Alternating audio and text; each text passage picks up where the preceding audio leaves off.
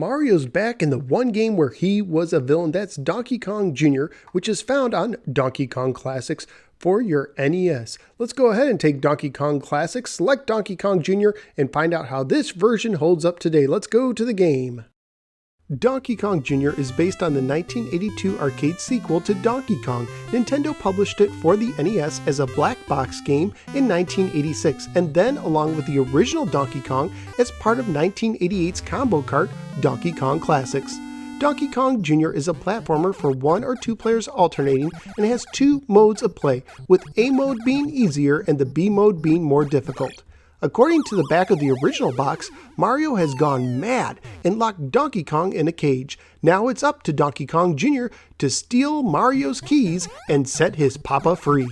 In the game, you use up and down to climb vines and chains, and left and right to move Jr. The A button jumps. However, just like the original, you need to be careful jumping and moving, as even the slightest fall can cost you a life. When climbing, you move up faster when holding 2 vines or chains, and down faster when holding just 1.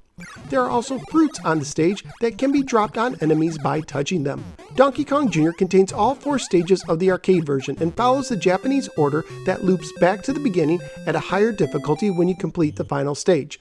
The first stage contains several vines and platforms you must navigate to the top. Also, Mario will release various bear trap-like snapjaws, with the blue ones following a path off the screen and the red ones roaming back and forth. The second stage is often called the Springboard stage, since it contains a springboard that you can get an extra boost in your jump if you properly time your button press when jumping on it.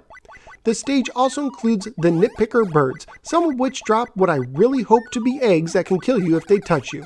The third stage is Mario's hideout, filled with various electrical sparks to avoid. The fourth stage is the key stage. Here you must push 6 keys to the top of the screen while avoiding both snapjaws and nitpickers. If done successfully, he will rescue his papa and loop back to the beginning of the game with greater difficulty.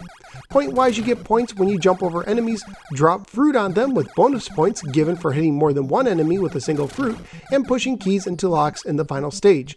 You also get bonus points for how quickly you finish the stage, but if the timer runs out, you lose a life. But if you score over 20,000 points, you gain an extra life. Graphically speaking, the game looks pretty good, although it is a step below the arcade version and is missing some of the in-between stage animations. And although it doesn't perfectly duplicate the arcade version, I enjoyed both the music and sounds in this version, especially the third stage and the sound effects of getting the keys pushed into the locks in the final level. And yes, this is a family-friendly game, except Mario is the villain.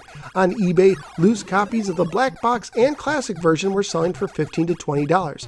Complete versions of the black box games were selling for $50 to $75, while the classic version in complete condition were selling for $35 to $50. And new sealed copies of the classics version were selling anywhere from $100 to $250, and those prices include shipping. So what did I think of Donkey Kong Jr. on the NES? Actually, I thought it was a lot of fun. Even though it's limited to 4 stages, it just never gets old to me. And yes, I do like Donkey Kong Jr. better than the original Donkey Kong in general. So where am I going to rank Donkey Kong Jr.? Well, pretty high actually. I do enjoy a round of Commando a little bit more at number 5, but I would rather play a round of Donkey Kong Jr. than Maniac Mansion at number 6, so I'm going to make Donkey Kong Jr. my new number 6 ranked game. Donkey Kong Jr. is great classic fun on the NES.